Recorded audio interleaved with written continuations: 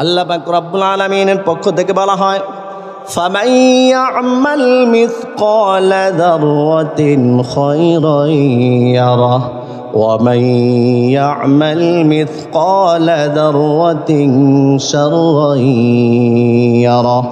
আল্লাহ পাক রব্বুল আলামিন বলেন, হে দুনিয়ার মানুষ, পৃথিবীতে থাকা অবস্থায় তুমি যদি যাররা পরিমাণ নেক আমল করো, তুমি যদি বিন্দু পরিমাণ নেক আমল করো, সেটাও তুমি দেখতে পাবা। আর পৃথিবীতে থাকা অবস্থায় তুমি যদি বিন্দু পরিমাণ খারাপ কাজ করো, সেটাও তুমি কিন্তু দেখতে পাইবা। এই জন্য যাদের নেক আমলের পাল্লা ভারী হবে, আল্লাহ পাক রব্বুল আলামিন বলেন, ফাআম্মা মান সাকুলাত মাওয়াজিনুহু ফাহুয়া ফি ঈশাতির রাদিয়াহ ওয়া আম্মা মান খাফফাত মাওয়াজিনুহু ফাউম্মুহু হাওিয়াহ ওয়া মা আদরাকা মা হিয়া নারুন হামিয়া। আল্লাহ পাক রব্বুল আলামিন বলেন, যেহেতু যাররা পরিমাণ, বিন্দু পরিমাণ তোমরা যদি নেক আমল করো, সেটাও তোমরা দেখতে পাবা। আর আখিরাতে এই যাররা পরিমাণ, বিন্দু পরিমাণ নেক আমলকেও কিন্তু মাপা হবে। সুতরাং কোনো ব্যক্তির যদি নেক আমলের পাল্লা ভারী হয়, আমি আল্লাহ তার জন্য জান্নাত বরাদ্দ রেখেছি। আর যদি নেক আমলের পাল্লা হালকা হয়, বদ আমলের পাল্লা যদি ভারী হয়, আমি আল্লাহ তোমাদের জন্য জান্নাত বরাদ্দ রাখি নাই, বরং আমি আল্লাহ তোমাদের জন্য জাহান্নাম বরাদ্দ রেখেছি। নাউজুবিল্লাহ বলেন। সত্যায়ন টিভি, শুদ্ধতা ছড়াই প্রাণে প্রাণে। আমরা সবাই পৃথিবীতে এই মুহূর্তে আছি, কিছুদিন পরে থাকবো না, নাকি সন্দেহ হয়? এখন যেমন আছি এটা যেমন সত্য, কিছুদিন পরে থাকবো না এটাও সত্য। কিছুদিন আগে ছিলাম না এটাও কি সত্য। আগে ছিলাম না, এখন আছি, পরেও থাকবো না। ছিলাম কই? আমরা বেঁচে থাকি দেহ এবং রূহ নিয়ে। মানুষ বলা হয়, রূহ এবং দেহ এই দুটো মিলে মানুষ হয়। শুধু রূহকে মানুষ বলা হয় না, আবার শুধু দেহকে মানুষ বলা হয় না পৃথিবী হিসাবে। কিন্তু আসল মানুষ হচ্ছে রূহটা। এই জন্য মানুষ যখন মারা যায়, যাকে যে নামে ডাকা হয়, তখন মারা যাওয়ার পরে কিন্তু আর ওই নামটা থাকে না। যেমন আপনার কোনো আত্মীয় যদি ঢাকাতে মারা যায়, 1 ঘন্টা পর আসবে বা 2 ঘন্টা পর আসবে, তখন কি আপনারা এই কথা বলেন যে আব্দুর রহিম আসবে, আব্দুল খালেক আসবে? কি বলেন আপনারা? লাশ নাম হয়ে যায়। কেন? তার হাত, তার পা, তার কান, তার চোখ সব তো ঠিক আছে, নাই কি শুধু রূহ, আত্মাটা নাই। তাহলে বোঝা গেল আসলে রূহ ছাড়া এই দেহের কোনো দাম নাই। এই রূহটা ছিল আগে আলমে আরওয়াহতে। সেখান থেকে আল্লাহ পাক রব্বুল আলামিন মায়ের পেটে দিয়েছেন। মায়ের পেট থেকে আমরা এখন এই আলমের দুনিয়াতে আছি। আবার যখন রূহটা বের হয়ে যাবে, তখন আলমে বরজকে চলে যাবে। দেখেন, রূহ কিন্তু মৃত্যু ঘটে নাই।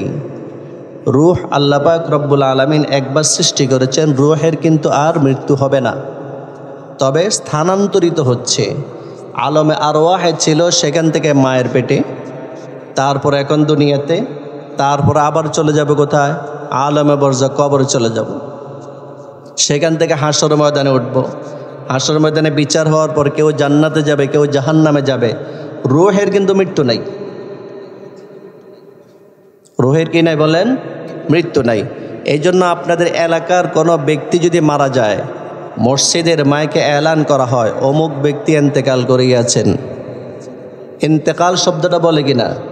ইন্তেকাল শব্দের অর্থ হচ্ছে স্থানান্তরিত হওয়া, স্থান পরিবর্তন হওয়া। অর্থাৎ এই লোকটা দুনিয়াতে এতদিন ছিল, এখন দুনিয়াতে আর নাই, দুনিয়া থেকে স্থানান্তরিত হয়েছে, ইন্তেকাল। তো আমার বাপ দাদাদের মৃত্যু হয়, নানা নানির মৃত্যু হয়, আমার মৃত্যু হবে না। ওনাদের ইন্তেকাল হয়, আমার ইন্তেকাল হবে না। কি বলেন? হবে? হবে। পৃথিবীর অনেক মানুষ আল্লাহকে স্বীকার করে না, অনেক মানুষ কবরে আযাবকে স্বীকার করে না, অনেক মানুষ জান্নাতকে স্বীকার করে না, অনেক মানুষ জাহান্নামকে স্বীকার করে না, অনেক মানুষ নবীদেরকে স্বীকার করে না, অনেক মানুষ ফেরেশতাদেরকে স্বীকার করে না। কিন্তু এমন কোনো মানুষ পাওয়া যাবে না যে মৃত্যুকে স্বীকার করে না, এমন কোনো মানুষ পাওয়া যাবে না। নাস্তিকরা যারা আল্লাহকে স্বীকার করে না, আল্লাহকে মানে না, তারাও মৃত্যু যে আছে এই কথাটাকে স্বীকার করে। ঠিক কিনা বলেন? এই মৃত্যু আমাদের আসবেই, অর্থাৎ ইন্তেকাল আমাদের হবেই হবে, এমন না যে শুধু আমার বাপ দাদার ইন্তেকাল হয়েছে আমার ইন্তেকাল হয় না, এমন না। তো আল্লাহ পাক রব্বুল আলামিন আমাদের যখন মৃত্যু দান করবেন, সেই মৃত্যু অবশ্যম্ভাবী, মৃত্যু সুনিশ্চিত একটি বিষয়, এটাকে অস্বীকার করার কোনো উপায় নাই। করোনার সময় অনেক মানুষ, অনেক বাড়িওয়ালারা এমন আছিল যে নিজের বাড়িতে ঢুকেছে, 15 দিন 20 দিন বের হয় নাই, দেখা গেছে পরবর্তীতে তাদের লাশ বের হয়েছে ঘর থেকে। তো তারা মৃত্যুর হাত থেকে বাঁচার জন্য একটা দুর্গের ভিতরে পলায়ন করেছিল। হ্যাঁ, তারা নিজেকে আত্মরক্ষার জন্য চেষ্টা করেছিল। আল্লাহ বলেন না, আইনামা তাকুনু ইউদরিকুমুল মাউতু ওয়ালাউ কুনতুম ফি বুরুজিম মুশাইয়াদা। আল্লাহ পাক রব্বুল আলামিন বলেন, হে পৃথিবীর মানুষ, তোমরা যদি সুদৃঢ় দুর্গের ভিতরে অবস্থান করো, তারপর মৃত্যু তোমাদেরকে পেয়েই বসবে। মৃত্যুর হাত থেকে বাঁচার কোনো উপায় নাই। নারী বলেন, পুরুষ বলেন, যুবক বলেন, যুবতী বলেন, মৃত্যুর হাত থেকে বাঁচার কোনো উপায় নাই। তাই আল্লাহ পাক রব্বুল আলামিন বলেন, قل إن الموت الذي تفرون منه فإنه ملاقيكم। হে নবী, আপনি দুনিয়ার মানুষদেরকে বলে দিন, যেই মৃত্যু থেকে তোমরা পালানোর জন্য চেষ্টা করো, ভাগার জন্য চেষ্টা করো, ফাইন্নাহু মুলাকিকুম, সেই মৃত্যু তোমাদের সাথে মোলাকাত করবে, সাক্ষাৎ করবে, মৃত্যু তোমাদেরকে পেয়েই বসবে। এই জন্য পৃথিবীতে যত মাখলুক আছে সব মাখলুকের মৃত্যু হয়ে যাবে, সব মাখলুকের ইন্তেকাল হয়ে যাবে, বাকি থাকবেন শুধু কে? আর জলো বলেন কে? কুল্লু মান আলাইহা ফান ওয়া ইয়াবকা ওয়াজহু রাব্বিকা যুল জালালি ওয়াল ইকরাম। বাকি থাকবেন কে? শুধু আল্লাহ পাক রব্বুল আলামিনের পক্ষ থেকে যেহেতু আমাদের জন্য মৃত্যু অবধারিত আছে, সেই জন্য মৃত্যুর জন্য আমাদের এখন থেকে প্রস্তুতি গ্রহণ করতে হবে।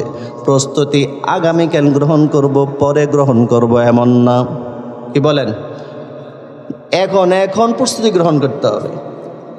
এমনও তো হতে পারে আপনারা এই মাহফিলে এসেছেন, এখানে বসে বয়ান শুনছেন, আপনার স্ত্রী আপনার জন্য সুন্দর করে বিছানা করে রেখেছে। 11টা বাজুক, 12টা বাজুক, 12:30 বাজুক, রাত 1টা বাজুক, আসবেই তো বাসায়। সেই জন্য বিছানাটা সুন্দর করে পরিপাটি করে রেখেছে। পরিপাটি করে বিছানা সুন্দর করে রেখে দিয়েছেন, আপনি গিয়ে শোবেন। কিন্তু হঠাৎ করে দেখা গেল একজনের মৃত্যু হয়ে গেল মাহফিলের মাঠে। সম্ভব না অসম্ভব? বলেন তো, আপনাদের এখানে যারা আছেন, কারো যদি এই মুহূর্তে মৃত্যু ঘটে যায়, আপনার স্ত্রী, যে স্ত্রী আপনার জন্য বিছানাটা সুন্দর করে রেখে দিয়েছিলেন, ওই স্ত্রী কি বলবে আমার স্বামীর দেহটায় সুন্দর বিছানায় শুয়ে দাও? বলবে? বলবে না, বরং বলবে তাকে নিচে রেখে দাও, গোসলের ব্যবস্থা করো, কাফনের ব্যবস্থা করো, দাফনের ব্যবস্থা করো। আর মসজিদের মুয়াজ্জিন সাহেব এলান করে দিবে আগামীকাল সকাল 8টা বাজে অমুকের জানাজার নামাজ অনুষ্ঠিত হবে। কিন্তু এই লোকটাকে 2তলায় ওঠানো হবে না, 3তলায় ওঠানো হবে না। এমনকি টিনের ঘরও যদি হয়, 1তলা বাড়ি যদি হয়, তার যে বিছানা আছে বিছানার মধ্যে কিন্তু তাকে রাখা হবে না। কি বলেন? ঠিক কিনা বলেন? তাহলে কিসের মায়া পড়ে আমরা আমাদের জীবনকে নষ্ট করছি? কিসের মায়া পড়ে? যেহেতু আল্লাহ পাক রব্বুল আলামিন আমাদের জন্য ইন্তেকাল রেখেছেন, সেই জন্য এমন আমল করব যে আমলের কারণে আমার নেক আমলের পাল্লাটা ভারী হয়ে যাবে। এমন আমল করব না যে আমলের কারণে আমার নেক আমলের পাল্লাটা হালকা হয়ে যাবে। আল্লাহ পাক রব্বুল আলামিনের পক্ষ থেকে বলা হয় فمن يعمل مثقال ذرة خيرا يره ومن يعمل مثقال ذرة شرا يره আল্লাহ পাক রব্বুল আলামিন বলেন, হে দুনিয়ার মানুষ, পৃথিবীতে থাকা অবস্থায় তুমি যদি যাররা পরিমাণ নেক আমল করো, তুমি যদি বিন্দু পরিমাণ নেক আমল করো, সেটাও তুমি দেখতে পাবা। আর পৃথিবীতে থাকা অবস্থায় তুমি যদি বিন্দু পরিমাণ খারাপ কাজ করো, সেটাও তুমি কিন্তু দেখতে পাইবা। এই জন্য যাদের নেক আমলের পাল্লা ভারী হবে, আল্লাহ পাক রব্বুল আলামিন বলেন, ফাআম্মা মান সাকুলাত মাওয়াজিনুহু ফাহুয়া ফি ঈশাতির রাদিয়াহ ওয়া আম্মা মান খাফফাত মাওয়াজিনুহু ফাউম্মুহু হাওিয়াহ ওয়া মা আদরাকা মা হিয়া নারুন হামিয়া। আল্লাহ পাক রব্বুল আলামিন বলেন, যেহেতু যাররা পরিমাণ বিন্দু পরিমাণ তোমরা যদি নেক আমল করো, সেটাও তোমরা দেখতে পাবা। আর আখিরাতে এই যাররা পরিমাণ বিন্দু পরিমাণ নেক আমলকেও কিন্তু মাপা হবে। সুতরাং কোনো ব্যক্তির যদি নেক আমলের পাল্লা ভারী হয়, আমি আল্লাহ তার জন্য জান্নাত বরাদ্দ রেখেছি। আর যদি নেক আমলের পাল্লা হালকা হয়, বদ আমলের পাল্লা যদি ভারী হয়, আমি আল্লাহ তোমাদের জন্য জান্নাত বরাদ্দ রাখি নাই, বরং আমি আল্লাহ তোমাদের জন্য জাহান্নাম বরাদ্দ রেখেছি। নাউজুবিল্লাহ বলেন। আমরা এখানে যারা আসছি, কে কে জাহান্নামে যেতে চাই? একজনও নাই। সবার অন্তরে আশা, সবার অন্তরে নিয়ত, এই কষ্ট করে এই শীতের মধ্যে বসে আছি, এই নেক আমলের কারণে যেন আল্লাহ আমাকে জান্নাত দান করেন। কারণ দুনিয়ার মধ্যে যত মানুষ আছে, প্রত্যেকটা মানুষের কপালে সুখও আছে, দুঃখও আছে। হ্যাঁ, কারো ভাগ্যে সুখের পরিমাণটা একটু বেশি, কারো ভাগ্যে দুঃখের পরিমাণটা একটু বেশি, কিন্তু সুখও আছে, দুঃখও আছে দুনিয়ার মধ্যে। কিন্তু আখিরাতে আল্লাহ পাক রব্বুল আলামিন জান্নাত রেখেছেন বা জাহান্নাম রেখেছেন। জান্নাতের মধ্যে সুখ আর সুখ, জাহান্নামের মধ্যে দুঃখ আর দুঃখ। যেখানে দুঃখ আর দুঃখ, সেখানে কোনো সুখ নাই। আর যেখানে সুখের পর সুখ, সেখানে কিন্তু কোনো দুঃখ নাই। তাই আল্লাহ পাক রব্বুল আলামিন বলেন, জান্নাতীরা আর জাহান্নামীরা কিন্তু সমান না। ঠিক কিনা বলেন? আল্লাহ বলেন, লা ইয়াস্তাবি আসহাবুন নারি ওয়া আসহাবুল জান্নাহ। আল্লাহু আকবার। আসহাবুল জান্নাতি হুমুল ফাইজুন।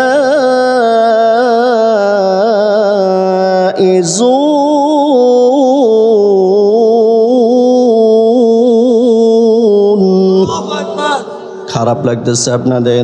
আল্লাহ বলেন, জান্নাতি আর জাহান্নামীরা সমান নয়, বরং আসহাবুল জান্নাতি হুমুল ফাইজুন, বরং জান্নাতীরাই হচ্ছে সফল কাম।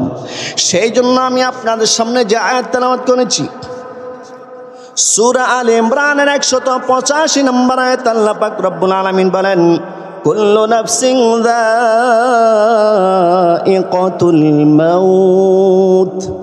যত প্রাণী আছে, প্রত্যেক প্রাণী মৃত্যুর স্বাদ আস্বাদন করতে হবে। প্রাণী বলতে শুধু জিন জাতি না, প্রাণী বলতে শুধু মানব জাতি না, বরং জিন জাতি, মানব জাতি, পশু পাখি, গরু ছাগল কুকুর, যা কিছু আছে, যত কিছুর প্রাণ আছে, আল্লাহ বলেন কুল্লু নাফসিন যায়িকাতুল মাউত, প্রত্যেক প্রাণীকেই মৃত্যুবরণ করতে হবে। আমরা তো প্রাণী, আমাদেরও মৃত্যুবরণ করতে হবে। আর মৃত্যুবরণ করার পর এমনিতে আল্লাহ পাক রব্বুল আলামিন আমাদেরকে ছেড়ে দিবেন না, বরং আল্লাহ বলেন, ওয়া ইন্নামা তুওয়াফাউনা উজুরাকুম ইয়াউমাল কিয়ামা, বরং কিয়ামতের দিন তোমরা পরিপূর্ণ বদলা প্রাপ্ত হবা। কি প্রাপ্ত হবা বলেন? বদলা প্রাপ্ত হইবা। অর্থাৎ যে যা করো তাকে প্রতিদান দেওয়া হবে যদি ভালো কাজ করো, আর যদি খারাপ কাজ করো তাহলে কিন্তু শাস্তি দেওয়া হবে। আল্লাহ পাক রব্বুল আলামিন বলেন ফামান যুহজিহা আনিন নার ওয়া উদখিলাল জান্নাহ, যেহেতু প্রত্যেককে বদলা দেওয়া হবে, বিনিময় দেওয়া হবে, সুতরাং যে ব্যক্তিকে জাহান্নাম থেকে দূরে রাখা হবে আর জান্নাতে প্রবেশ করানো হবে, ফাকাদ ফাজ, সুতরাং সে হবে সফলকাম। আল্লাহু আকবার বলেন। আল্লাহু আকবার। আমরা তো সফলকাম তো সেই ব্যক্তিকে মনে করি যে ব্যক্তির দুনিয়াতে কয়েকটা গাড়ি আছে, কয়েকটা বাড়ি আছে, যে ব্যক্তির দুনিয়ার মধ্যে অনেক ক্ষমতা আছে, যে ব্যক্তির দুনিয়ার মধ্যে অনেক বড় নেতা হতে পারে, আমরা মনে করি সে ব্যক্তি সফল। ঠিক কিনা বলেন? আসলে দুনিয়ার ক্ষমতা স্থায়ী না অস্থায়ী? আরো জোরে বলেন, ক্ষমতা স্থায়ী না অস্থায়ী? ফেরাউনের ক্ষমতা স্থায়ী হয়েছে নাকি অস্থায়ী হয়েছে? নমরুদের ক্ষমতা স্থায়ী হয়েছে নাকি অস্থায়ী হয়েছে? এইভাবে যুগে যুগে যারা স্বৈর শাসক হবে তাদের ক্ষমতা ওই সময় যত বেশি হোক না কেন, এক সময়ের মধ্যে আল্লাহ পাক রব্বুল আলামিন তাদের ক্ষমতাকে মাটির সাথে মিশিয়ে দেন। ঠিক কিনা জোরে বলেন? ভাইয়েরা আমার, আল্লাহ পাক রব্বুল আলামিন আমাদেরকে সৃষ্টি করেছেন জাহান্নামে দেওয়ার জন্য নয়। আল্লাহ পাক রব্বুল আলামিন মুমিন মুসলমানদেরকে অনেক আদর করেন, অনেক মহব্বত করেন। আল্লাহ পাক রব্বুল আলামিন চান আল্লাহর সব বান্দা বান্দিরা যেন জান্নাতে চলে যায়। এই জন্য আল্লাহ পাক রব্বুল আলামিন 1 লক্ষ বা 2,24,000 নবী রাসূল যুগে যুগে প্রেরণ করেছেন। ঠিক কিনা জোরে বলেন? এখন আমরা কি করব? এই যে আমল করা ছাড়া কি জান্নাতে যেতে পারবো? যেমন এখন কি মাস চলে বলেন? আরবি মাস বলেন। আরবি কি মাস? এই শাবান মাস আমলের মাস। রাসূল করিম সাল্লাল্লাহু আলাইহি ওয়াসাল্লামের আমল ছিল যখন রজব মাস আসতো তখন তো একটা দোয়া পাঠ করতেন, আল্লাহুম্মা বারিক লানা ফি রজব ওয়া শাবান ওয়া বাল্লিগনা রমাদান। হায় আল্লাহ, আপনি আমার জন্য রজব এবং শাবান মাসকে বরকতময় করে দিন। আমিন বলেন। ওয়া বাল্লিগনা রমাদান, আয় আল্লাহ আপনি আমার হায়াতকে রমজান পর্যন্ত বৃদ্ধি করে দিন। এখন দেখেন, এখন আছি আমরা শাবান মাস, এর আগের মাস ছিল রজব মাস, রজব মাস কিন্তু চলে গেছে। এখন আছি শাবান মাসে, তারপরে আসতেছে রোজার মাস। দিন হচ্ছে 3 প্রকার। দিন কত প্রকার? 3 প্রকার। অর্থাৎ রাতের বিপরীতে যে দিন আছে এই দিনটা 3 প্রকার। যেমন গতকালকের দিন, আগামীকালকের দিন আর আজকের দিন। বলেন দিন কত প্রকার? কি কি বলেন? সবাই বলেন। গতকালকের দিন, আজকের দিন, আবার আগামীকালকের দিন। গতকাল যেটা গেছে এটা অতীত হয়ে গেছে, ওটার জন্য আফসোস করে কোনো লাভ নাই, তবে শিক্ষা অর্জন করতে হবে।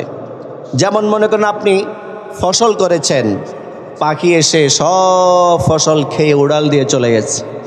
এখন আপনি ক্ষেতের কাছে গিয়ে দাঁড়িয়ে দাঁড়িয়ে শুধু আফসোস করতে পারবেন, আর কিছু করতে পারবেন? কিছু করার নাই। তবে হ্যাঁ, শিক্ষা অর্জন করতে পারবেন। সেটা হচ্ছে যে ভবিষ্যতে আমি এমন ব্যবস্থা করব যাতে করে আমার ফসল পাখি নষ্ট করতে না পারে। এই শিক্ষা অর্জন করতে পারেন, আফসোস করে কোনো লাভ নেই। আগামীকাল, এটা কোনো গ্যারান্টি নেই। আগামীকাল পুরো একদিন তো দূরের কথা, 1 সেকেন্ডের কোনো ভরসা নাই।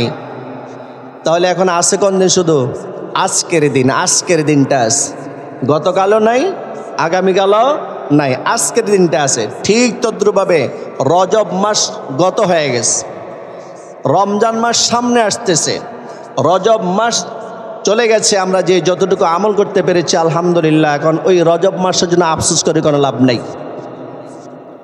আর রমজান মাস পর্যন্ত আল্লাহ যদি আমাকে বাঁচিয়ে না রাখেন তখন আমার কি উপায় হবে? দোয়া তো করতেছি, কিন্তু যদি আল্লাহ আমার হায়াত যদি এই পর্যন্ত না রাখেন তখন কি হবে? এই জন্য উচিত হচ্ছে এই মাসকে কাজে লাগানো। এই শাবান মাস এখন, এই মুহূর্তে, এখন থেকে আমি কাজে লাগাবো।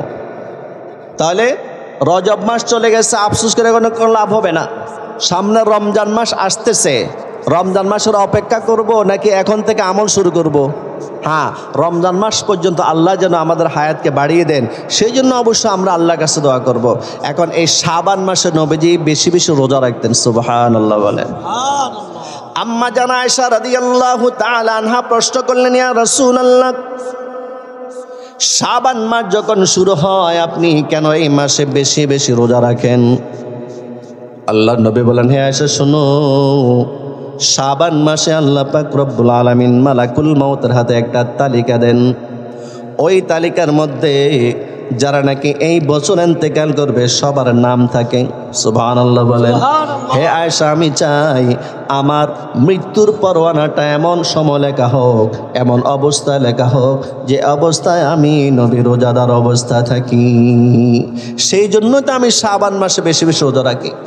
তাহলে একটা আমল আমরা পাইলাম, শাবান মাস যেহেতু চলতেছে, সামনে রমজান মাস আসতেছে, দোয়া করবো আল্লাহর কাছে, আল্লাহ রমজান পর্যন্ত হায়াত বাড়িয়ে দিন।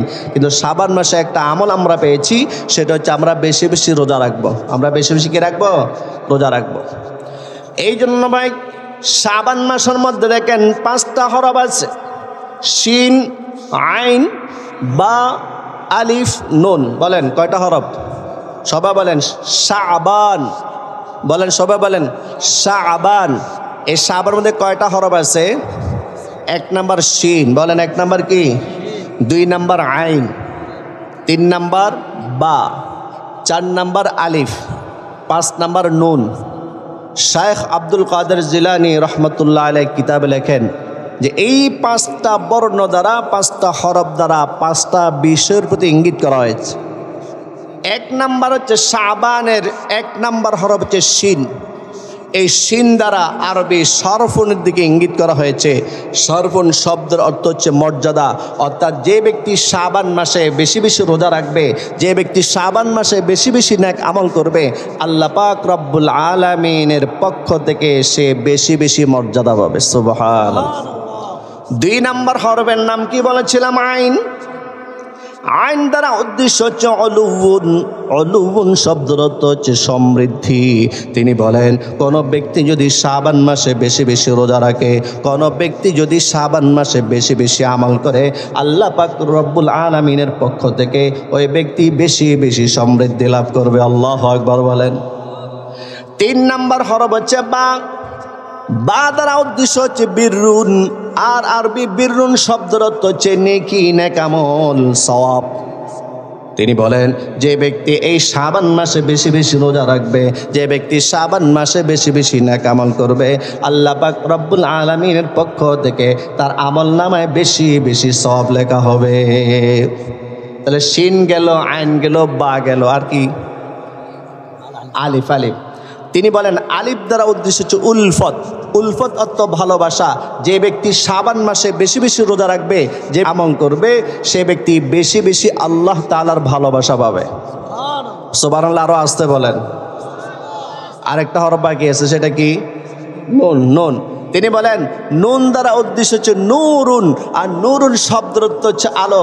তিনি বলেন যে ব্যক্তি শাবান মাসে বেশি বেশি রোজা রাখবে, শাবান মাসে বেশি বেশি নেক আমল করবে, ওই ব্যক্তির ঈমানের আলো বেড়ে যাবে। তাহলে 5টা হরফ দ্বারা 5টা বিষয়ের প্রতি ইঙ্গিত করা হয়েছে।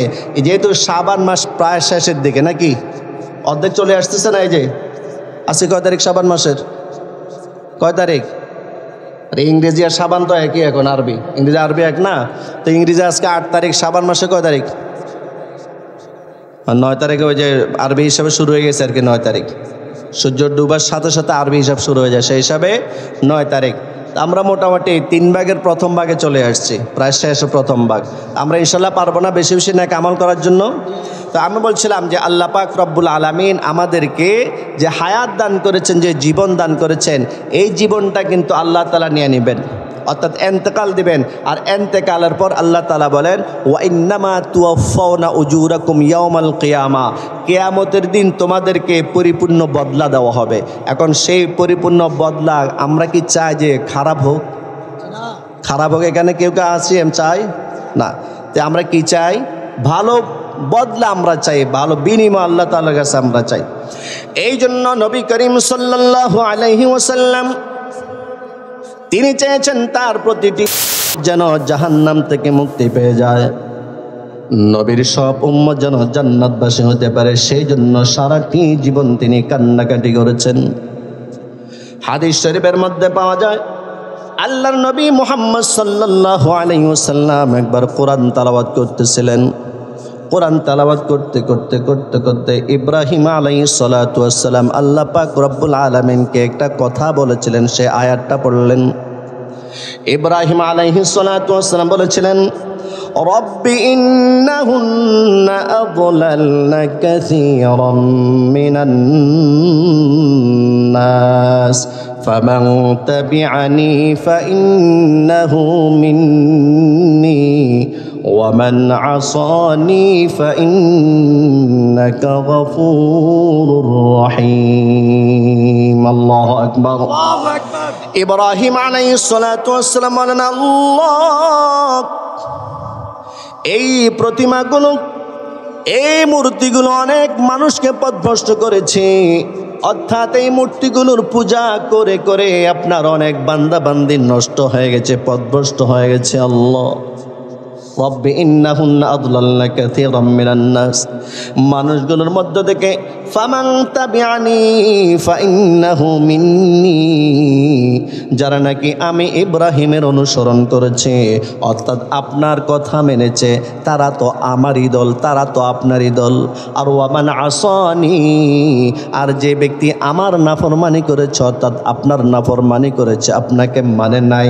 আপনি তাদেরকেও যদি ক্ষমা করে দেন কতই না ভালো হতো কারণ ফাইন্নাকা গফুরুর রহিম কারণ আপনি তো গফুর আপনি তো রহিম আল্লাহু আকবার বলেন এই আয়াতটা আমাদের নবীজি পড়লেন এরপর আরেকটা আয়াত পড়লেন হযরতে ঈসা আলাইহিস সালাতু ওয়াস সালাম তার উম্মতের ব্যাপারে কি বলেছিলেন সেই আয়াতটা পড়লেন ঈসা আলাইহিস সালাতু ওয়াস সালাম একটা আয়াত বলেছিলেন অর্থাৎ ঈসা আলাইহিস সালাতু ওয়াস সালামের মনে কথাটা আল্লাহ পাক রব্বুল আলামিন পবিত্র কোরআনে এনে দিয়েছেন সেটা হচ্ছে ইন তুআযিবুহুম ফাইন্নাহুম ইবাদুক ওয়া ইন তাগফির লাহুম ফাইন্নাকা আনতাল আজিজুল হাকীম ঈসা আলাইহিস সালাতু ওয়াস সালাম বলেন আল্লাহ যারা নাকি আপনাকে মানে নাই তারাও তো আপনার বান্দা আপনি যদি তাদেরকে শাস্তি দেন আপনি শাস্তি দিতে পারবেন কেউ আপনাকে বাধা দিতে পারবে না তবে আল্লাহ আপনি যদি তাদেরকে ক্ষমা করে দেন কেউ আপনাকে নিষেধ করবে না কারণ ফাইন্নাকা আনতাল আজিজুল হাকীম কারণ আপনি তো পরাক্রমশালী আল্লাহ আপনি তো প্রজ্ঞাময় আল্লাহ অর্থাৎ ঈসা আলাইহিস সালাতু ওয়াস সালাম আল্লাহকে বলতেছেন আল্লাহ যারা নাকি আপনাকে মানে নাই আপনি তাদেরকে শাস্তি না দিয়ে ক্ষমা করে দেন আবার ইব্রাহিম আলাইহিস সালাতু ওয়াস সালাম আল্লাহকে বলেন আল্লাহ যারা নাকি আমার নাফরমানি করেছে যারা নাকি আপনার নাফরমানি করেছে আপনি যদি তাদেরকে ক্ষমা করে দেন ক্ষমা করলে তো সমস্যা নাই কারণ আপনি তো গফুর আপনি তো রহিম আমার নবী আপনার নবী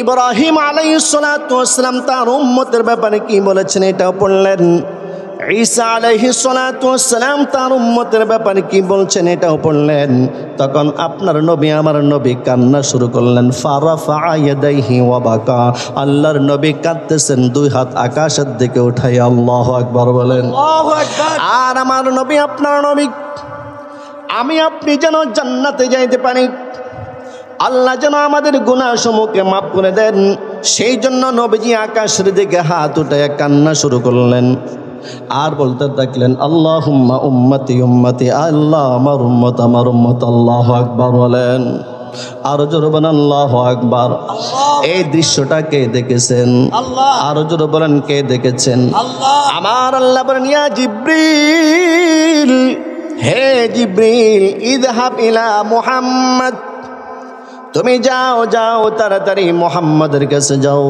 ওয়াসালহু মা ইউবকিহি এবং তাকে প্রশ্ন করো তিনি কেন কাঁদতেছেন জিবরাইল আলাইহিস সালাতু ওয়াস সালাম নবীর কাছে এসে বলেন ইয়া রাসূলুল্লাহ ইয়া হাবিবাল্লাহ আপনি কেন কান্না করছেন আপনার কান্নার কারণ আমার আল্লাহ জানতে চায় আমার নবী আপনার নবী বললেন আমি কান্না করছি আমার উম্মতের জন্য আল্লাহু আকবার বলেন জিবরিল আলাইহিস সালাতু ওয়াস সালাম সাথে সাথে আল্লাহ পাক রব্বুল আলামিনের কাছে গিয়ে রিপোর্ট দিয়ে দেন, আল্লাহ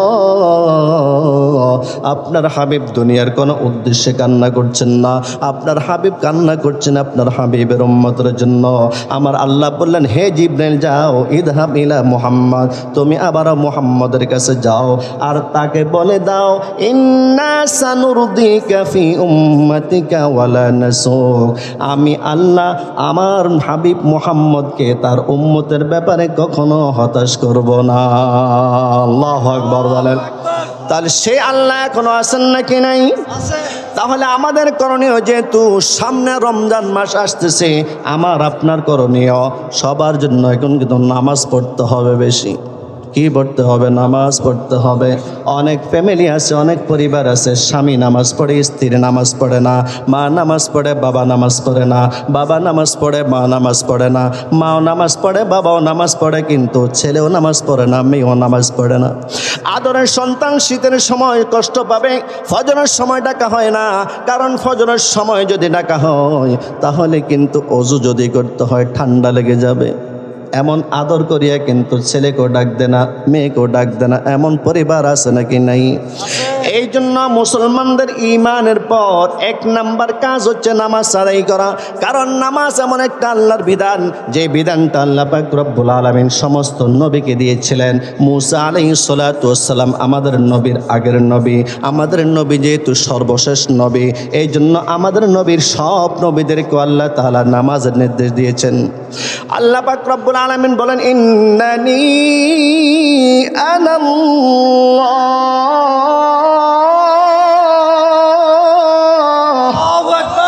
আল্লাহ পাক রব্বুল আলামিন বলেন, নিশ্চয় আমি আল্লাহ, লা ইলাহা ইল্লা আনা ফাবুদনি। হে মুসা, আমি আল্লাহ ছাড়া কোনো মাবুদ নাই, সুতরাং আপনি আমার ইবাদত করুন। সুবহানাল্লাহ বলেন। ওয়া আকিমিস সালাতা লিযিকরি, আর আপনি আমার শরণার্থে নামাজ কায়েম করুন। সুবহানাল্লাহ বলবেন না? বলেন তো, আল্লাহ পাক রব্বুল আলামিন মুসা আলাইহিস সালাতু ওয়াস সালামকে আয়াতের মধ্যে নামাজের নির্দেশ দিয়েছেন কি দেন নাই? কথা বলেন না? দেয় নাই মুসা নবীকে নির্দেশ? হযরত ইব্রাহিম আলাইহিস সালাতু ওয়াস সালাম কি বলেন শুনেন, রব্বি জাআলনি মুকিমাস সালাতি ওয়া মিন যুররিয়্যাতি রব্বানা ওয়া তাকাব্বাল দুআ। হযরত ইব্রাহিম আলাইহিস সালাতু ওয়াস সালাম আল্লাহর কাছে দোয়া করেন, বলেন, আল্লাহ আপনি আমাকে নামাজ কায়েমকারী বানিয়ে দিন। শুধু আমাকে নয়, বরং আমার সন্তানদেরকেও নামাজ কায়েমকারী বানিয়ে দিন। সেই আয়াত থেকে বোঝা গেল, মা নামাজ পড়বে, বাবা নামাজ পড়বে, শুধু নিজের জন্য নামাজের জন্য দোয়া করলে চলবে না। নিজের জন্য যেমনিভাবে দোয়া করতে হবে, নিজের ছেলের জন্য দোয়া করতে হবে, নিজের মেয়ের জন্য দোয়া করতে হবে, আল্লাহ আমি কিন্তু নামাজ পড়ে, আমার ছেলেটা নামাজ পড়ে না, আমার ছেলেকে আপনি নামাজ পড়ার তৌফিক দান করুন। আয় আল্লাহ, আমি নামাজ আদায় করি কিন্তু আমার মেয়েটা নামাজ পড়ে না, আমার মেয়েকে আপনি নামাজ পড়ার তৌফিক দান করুন। আল্লাহ পাক রব্বুল আলামিন আমাদের নবীকেও বলেছেন, এবং ইসমাইল আলাইহিস সালাতু ওয়াস সালামকে নামাজের কথা বলেছেন। আল্লাহ পাক রব্বুল আলামিন বলেন, ওয়া কানা ইয়ামুরু আহলাহু বিস-সালাতি ওয়াজ-যাকাতি ওয়া কানা ইনদা রাব্বিহি মারদিয়া। ইসমাইল তার পরিবার পরিজনকে নামাজ আদায়ের জন্য নির্দেশ দিয়েছেন এবং যাকাত আদায় করার জন্য নির্দেশ দিয়েছেন। আল্লাহ বলেন, এই অথচ ইসমাইল কেমন ছিল?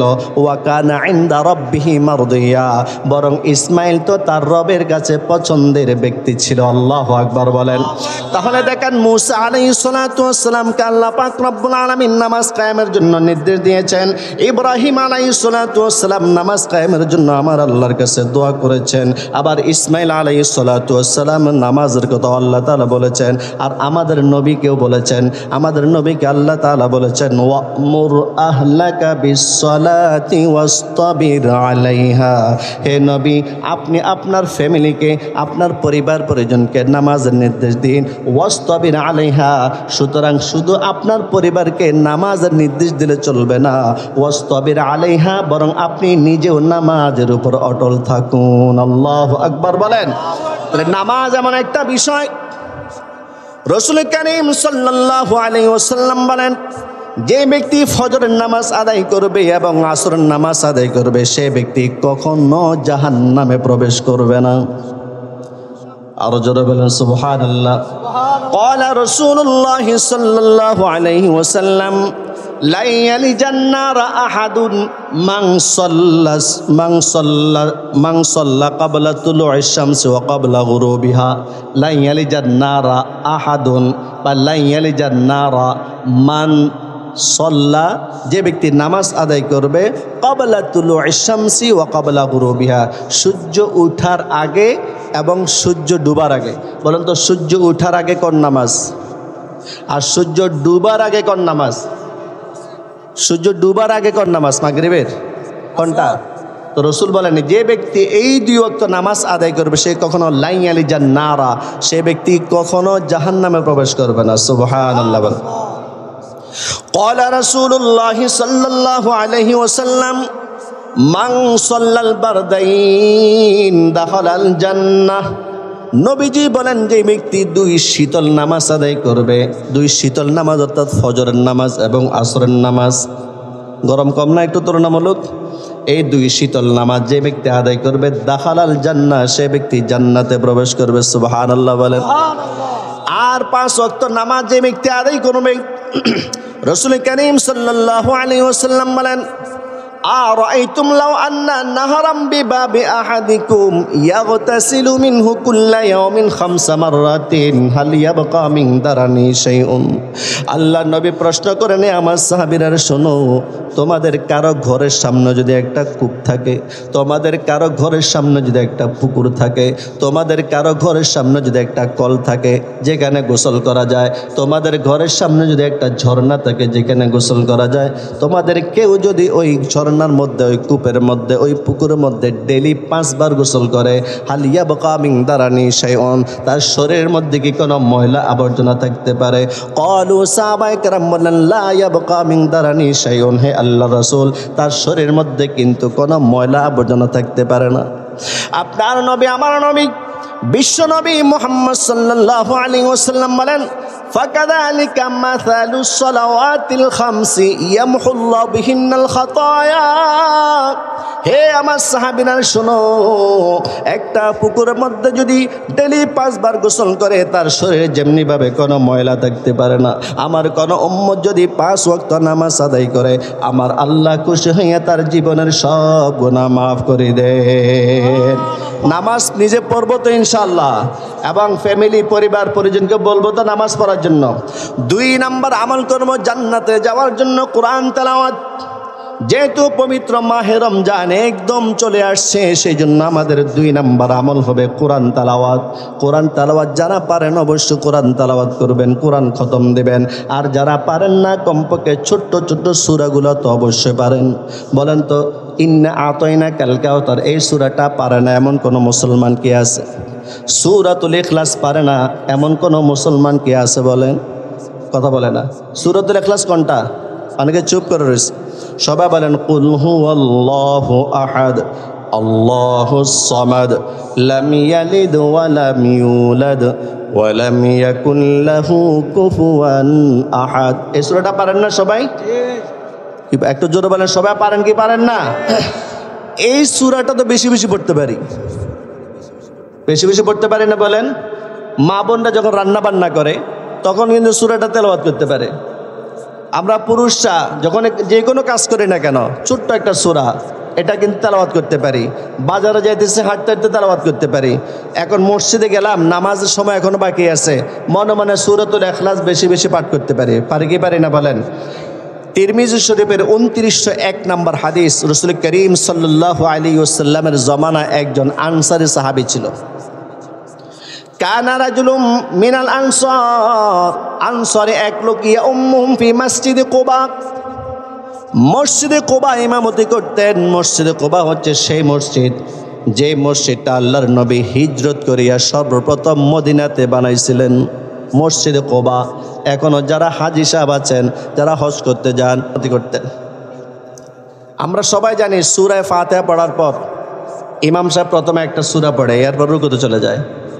দ্বিতীয় রাকাতে সূরা ফাতিহা পড়িয়া আরেকটা সূরা পড়ে তারপরে রুকুতে চলে যায়, এটা না নিয়ম? ওই সাহাবী কি করতেন? প্রত্যেক রাকাতে কুল আল্লাহ পড়তেন। প্রথম রাকাতে কুল আল্লাহ পড়িয়া আরেকটা সূরা পড়ে, দ্বিতীয় রাকাতে প্রথমে কুল আল্লাহ পড়বে, এরপর আরেকটা সূরা পড়বে। মানে দোনো রাকাতে কুল আল্লাহ উনি তেলাওয়াত করবে, কুল আল্লাহ ছাড়ে না। আমাদের সাথে মিল আছে? মিল নাই।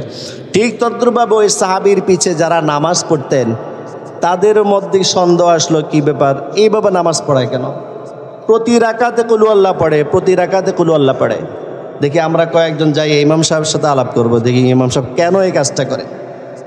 ফাকাল্লামাহু আসহাবু, সাহাবায়ে কেরামের একটি দল ওই ইমাম সাহেবের সাথে আলাপ করলো। ইমাম সাহেবের কাছে গিয়ে বলল, ইন্নাকা তাকরাউ হাযিহি সূরা, আপনি এই সূরাটা সবসময় পড়েন, কারণটা কি? প্রত্যেক রাকাতে এই সূরাটা আপনি তেলাওয়াত করেন।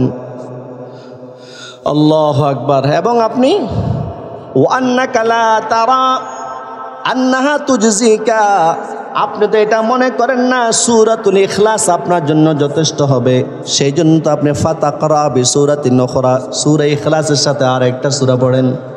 কেন? সূরা ইখলাসে যথেষ্ট না এক রাকাতে? আপনি মনে করেন যে সূরা ইখলাস মানে যথেষ্ট হবে না, এই জন্য তো আপনি আরেকটা সূরা পড়েন। কেন এই কাজ করতেছেন?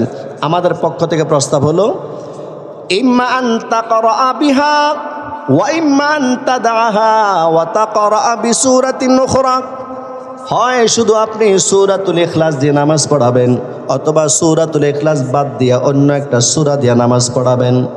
ইমাম সাহেব বলল, না, মা আনা বিতারিকিহা, আমি সূরাতুল ইখলাস পাঠ করাটা ছাড়তে পারবো না। সুবহানাল্লাহ বলেন। এবং তিনি বললেন, ইন আহবাবতুম আন আউম্মাকুম বিহা ফাআলতু, আমি যেইভাবে ইমামতি করছি, অর্থাৎ প্রত্যেক রাকাতে সূরাতুল ইখলাস আমি পাঠ করি, এইভাবে আমার ইমামতিতে তোমরা যদি নামাজ পড়ো, তোমাদের নামাজ পড়তে যদি ভালো লাগে তাহলে আমি ইমামতি করব। ওয়া ইন কারিহতুম তারাকতুকুম, আর তোমরা যদি আমার এই ধরনের এইভাবে ইমামতিকে অপছন্দ করো তাহলে আমি তোমাদেরকে ছেড়ে চলে যাব, অর্থাৎ ইমামতি আমি আর করব না। এখন সাহাবায়ে কেরাম পড়ে গেলেন পেছনের মধ্যে। সাহাবায়ে কেরাম চিন্তা করলেন, ওয়া কানু ইয়ারাউনাহু আফজালাহুম, এবং তারা চিন্তা করলো এর মতন ভালো ইমাম তো আর পাওয়া যাবে না, এর মতন ভালো ব্যক্তি তো আর পাওয়া যাবে না। এই জন্য ওয়া কারিহু আইয়া উম্মাহুম গায়রুহু, অন্য ব্যক্তি এসে এখানে ইমামতি করুক, এটাও কিন্তু তারা চায় না। ফালাম্মা আতাহুমুন নাবিয়্যু সাল্লাল্লাহু আলাইহি ওয়াসাল্লাম, হঠাৎ একদিন আল্লাহর নবী সাহাবায়ে কেরামের কাছে গেলেন।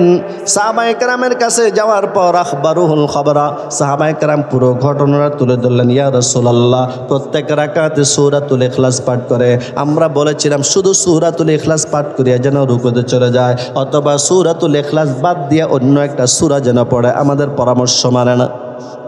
আল্লাহর নবী বলেন, ইয়া ফুলান, হে অমুক, হে ইমাম সাহেব, এদিকে আসো, তুমি প্রত্যেক রাকাতে সূরাতুল ইখলাস পাঠ করো।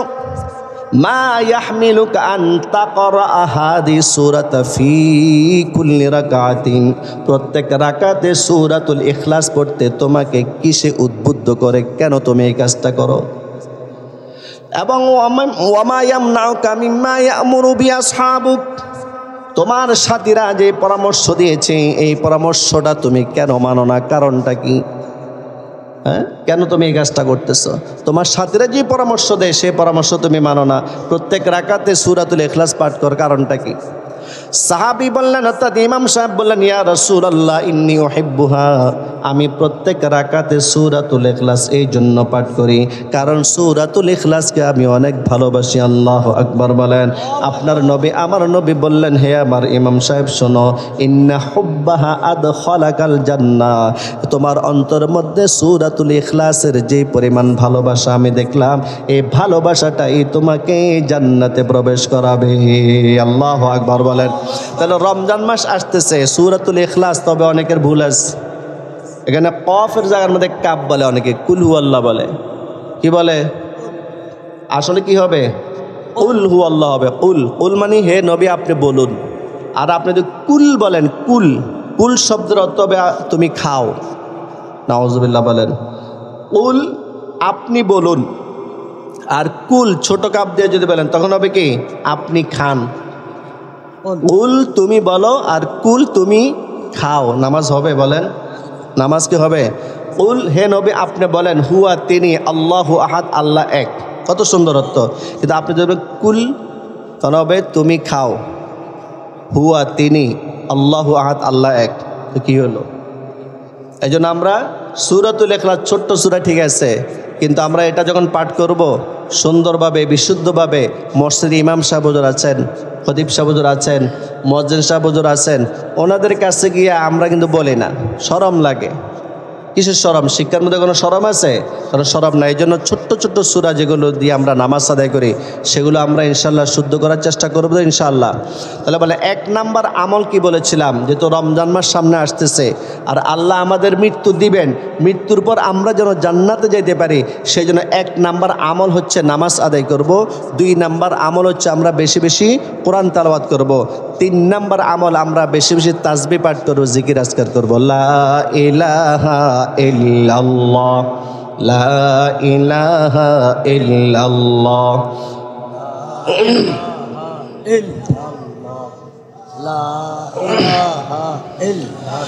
লা ইলাহা ইল্লাল্লাহু মুহাম্মাদুর রাসূলুল্লাহ। লা ইলাহা ইল্লাল্লাহ, এটা বেশি বড় বাক্য না ছোট বাক্য? কি বলেন, বেশি কষ্ট হয়েছে আপনাদের? বয়ানকে বন্ধ করে দেব? লা ইলাহা ইল্লাল্লাহ সবাই পারেন না? অনেক বড় বাক্য। লা ইলাহা ইল্লাল্লাহ, আল্লাহ ছাড়া কোনো মাবুদ নাই। মুসা আলাইহিস সালাতু ওয়াস সালাম একবার আল্লাহকে বললেন, শরহুস সুন্নাহ নামে একটা কিতাব আছে ইমাম বাগাবী রাহমাতুল্লাহ আলাইহি, ওই কিতাবের মধ্যে হাদিসটা আছে। মুসা আলাইহিস সালাতু ওয়াস সালাম বলেন, ইয়া রাব, হে আমার রব, হে আমার প্রভু, আল্লিমনি শাইআন আযকুরুকা বিহি ওয়া আদউকা বিহি। আয় আল্লাহ, আপনি আমাকে এমন কিছু শিখাই দিন, আপনি আমাকে এমন বাক্য শিখাই দিন যে বাক্য দ্বারা আমি মুসা আপনাকে ডাকব, যে বাক্য দ্বারা আমি মুসা আপনার জিকির করব। আল্লাহ পাক রব্বুল আলামিন বলেন, কুল ইয়া মুসা লা ইলাহা ইল্লাল্লাহ। হে মুসা, তুমি বলেছ আমি যেন তোমাকে এমন একটা বাক্য শিখাই দিই যে বাক্য দ্বারা তুমি আমার জিকির করবা, আমাকে স্মরণ করবা, আমাকে ডাকবা। লা ইলাহা ইল্লাল্লাহ বাক্য দ্বারা তুমি আমাকে ডাকতে থাকো। লা ইলাহা ইল্লাল্লাহ বাক্য দ্বারা তুমি আমার জিকির করতে থাকো। লা ইলাহা ইল্লাল্লাহ বাক্য দ্বারা তুমি আমাকে স্মরণ করতে থাকো। মুসা আলাইহিস সালাতু ওয়াস সালাম বলেন, ইয়া রব, হে আমার রব, কুল্লু ইবাদিকা ইয়াকুলু হাযা। এই বাক্যটা তো আপনার সব বান্দা বান্দিরাই বলে। ইন্নামা উরিদু শাইআন তাখুসুনি বি। আমি মুসা এমন একটা বাক্য চাই যে বাক্যটা আমি মুসা ছাড়া কেউ জানবে না। আমি মুসা শুধু আপনাকে ডাকবো, অন্য কেউ যেন না জানে, অন্য কেউ যেন ওই বাক্য দ্বারা আপনার জিকির করতে না পারে। আল্লাহ পাক রব্বুল আলামিন বললেন, লাউ আন্না আলাস সামাওয়াতি সাবঈ ওয়াল আরদিনা সাবঈ ফি কিফাতিন ওয়া লা ইলাহা ইল্লাল্লাহ ফি কিফাতিন মালাত বিহিম লা ইলাহা ইল্লাল্লাহ। হে মুসা, আমি আল্লাহ 7 আসমান সৃষ্টি করেছি, আমি আল্লাহ 7 জমিন সৃষ্টি করেছি, আমি আল্লাহ 7 আসমানের মধ্যে অনেক কিছু সৃষ্টি করেছি, 7 জমিনের মধ্যে আমি আল্লাহ অনেক মাখলুক সৃষ্টি করেছি গো মুসা। এই সব কিছুকে যদি এক পাল্লা রাখা হয় আর লা ইলাহা ইল্লাল্লাহ যদি আরেক পাল্লা রাখা হয়, মালাত বিহিম লা ইলাহা ইল্লাল্লাহ, তাহলে লা ইলাহা ইল্লাল্লাহ যে পাল্লায় রাখা হবে ওই পাল্লাটা ভারী হয়ে যাবে। আল্লাহু আকবার বলেন।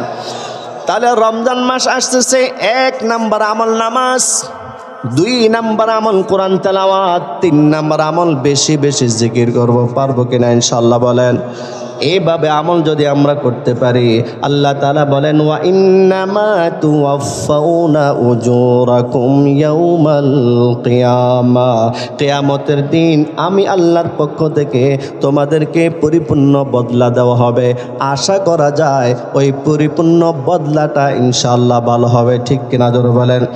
আমরা যখন এইভাবে আমল করতে পারবো, আল্লাহ পাক রব্বুল আলামিন আমাদেরকে জাহান্নামে নিক্ষেপ না করিয়া জান্নাতে নিক্ষেপ করতে পারবেন কি পারবেন না বলেন?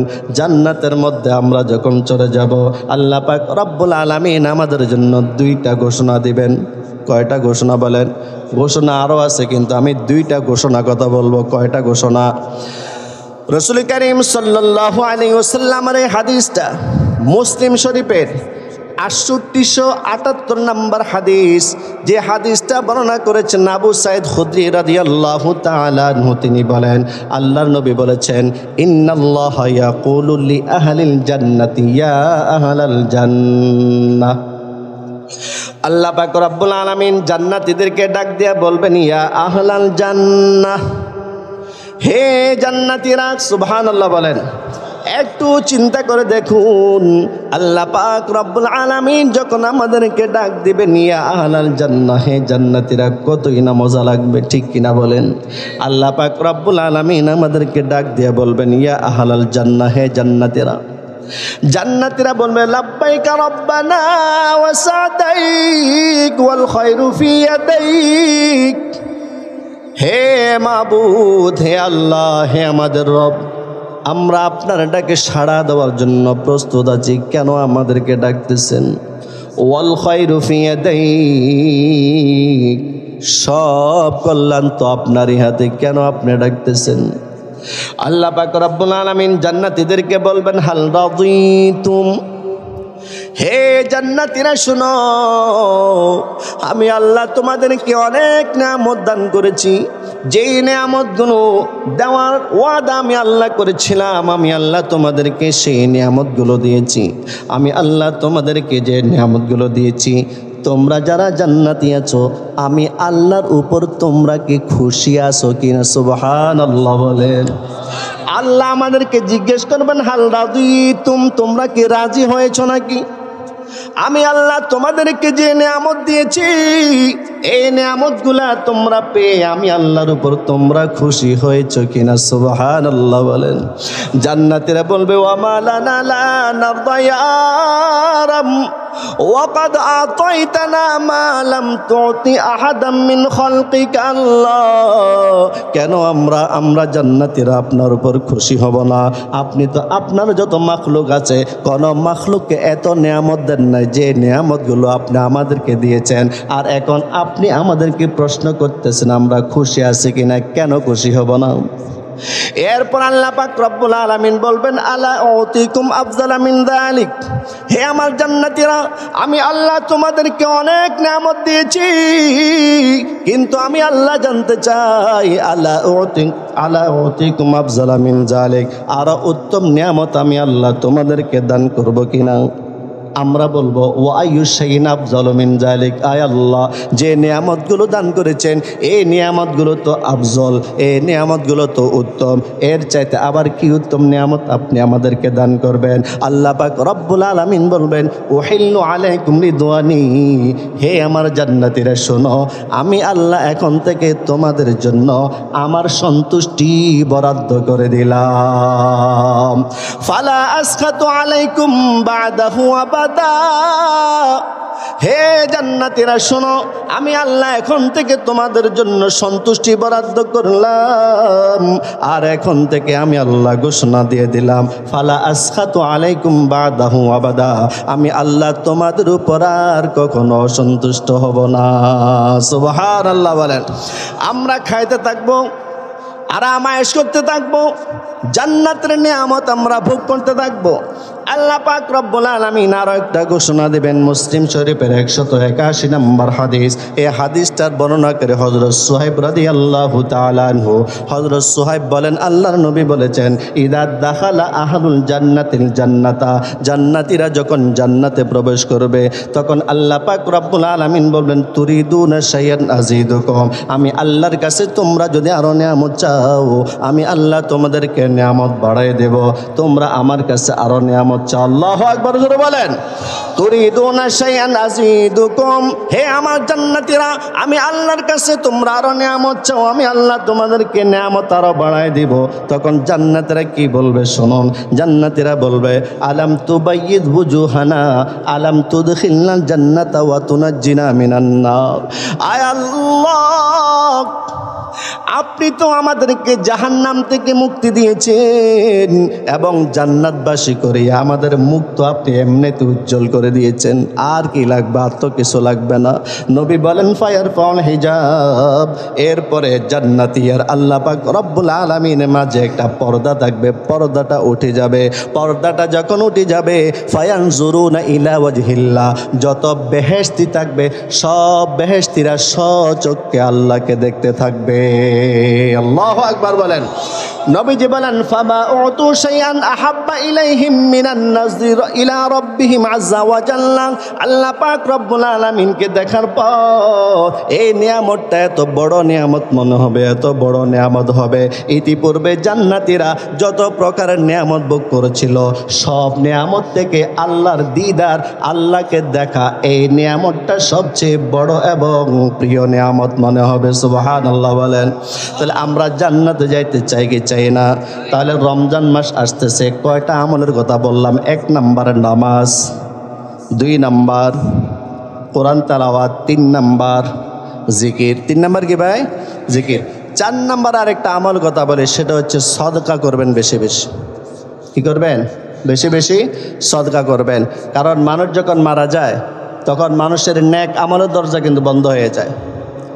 সদকায় জারিয়া যদি কেউ করে যায়, এই সদকায় জারিয়া সবটা সে পাইতে থাকে। এই জন্য আমি যে হাদিস আপনার সামনে পাঠ করেছি, রাসূল করিম সাল্লাল্লাহু আলাইহি ওয়াসাল্লাম বলেন মানুষ যখন মারা যায় তার সাথে 3টা জিনিস যায়। কয়টা জিনিস যায়? 3টা জিনিস যায়। আহলুহু ওয়া মালুহু ওয়া আমালুহু, তার পরিবার পরিজন যায়। লাশের সাথে আত্মীয় স্বজন যায় না? মালুহু, মাল যায়, তার খাট যায়। এবং আগের যুগে মৃত ব্যক্তির সাথে কিছু সম্পদও দিয়ে দিত, সেই হিসাবে রাসূল এই কথাটা বলেছেন। এবং 3 নাম্বার ওয়া আমালুহু, তার আমল যায়। রাসূল বলেন এই 3টা থেকে 2টা কিন্তু ফিরে আসে। ইয়ারজিউ আহলুহু ওয়া মালুহু, তার পরিবার পরিজন ফিরে আসে, ধন সম্পদও ফিরে আসে। ওয়ায়াবকা আমালুহু, তার আমল কিন্তু বাকি থাকে। এই আমলগুলোর মধ্যে থেকে একটা আমল যদি সদকায় জারিয়ে থাকে তাহলে কিন্তু আমার এন্তেকালের পরেও সবের দরজা কিন্তু খোলা হয়ে গেল, সব আমার কবরে যাইতেই থাকবে, যাইতে থাকবে। এই জন্য রমজান মাস আসতেছে, আমরা এখন থেকে যে মসজিদ আছে মসজিদে বেশি বেশি দান করব, মাদ্রাসা যদি থাকে মাদ্রাসা দান করব, এতিমখানা আমরা দান করব, ফকির মিসকিনদেরকে আমরা দান করব, যাদের উপর জাকাত ফরজ হয়েছে জাকাতগুলো আমরা দিয়ে দিব। পারবো না ইনশাল্লাহ? আরেকটা আমল আমরা করব, যাদের আত্মীয় স্বজন মারা গেছে তাদের জন্য আমরা ইসালে সওয়াব করবো ইনশাল্লাহ। কারণ আপনার মা মারা গেছে, আপনার বাবা মারা গেছে, আপনি মা বাবার সম্পদের উপর শুয়ে আছেন, আপনি মা বাবার সম্পদ ভোগ করছেন, অথচ আপনার মা এবং বাবা কোনো একটা গুনাহের কারণে আযাবে গ্রেফতার আছে, সে কবরের শাস্তি পাচ্ছে। আপনি যদি সদকা করতে থাকেন, আপনি যদি দোয়া করাতে থাকেন, আল্লাহ পাক রব্বুল আলামিন ক্ষমাও তো করতে পারতেন, কিন্তু আপনি করতেছেন না। এই জন্য যারা জীবিত আছেন তাদেরও উচিত যারা মারা গেছে তাদের জন্য ইসালে সওয়াব করা। ইসালে সওয়াব করার জন্য কিন্তু মসজিদের ইমাম সাহেবকে প্রতি সপ্তাহ দাওয়াত দিতে হবে না, মসজিদের খতিব সাহেবকে প্রতি সপ্তাহ দাওয়াত দিতে হবে না। আপনি সূরা ইখলাস পাঠ করেন, আপনি সূরাতুল ফাতিহা পাঠ করেন, আপনি যে কোনো জিকির আজকার করেন, যে কোনো একটা তাসবিহ পাঠ করবেন, আর আল্লাহকে বলুন আল্লাহ এর সবটুকুকে তুমি আমার মা বাবার রূহের উপর পৌঁছায় দাও। এটার জন্য কি কোনো আলেম দাওয়াত দিতে হবে? বলেন, কোনো টাকা খরচ করতে হবে? আল্লাহ পাক রব্বুল আলামিন আমাদের সবাইকে বুঝার এবং আমল করার তৌফিক দান করুন।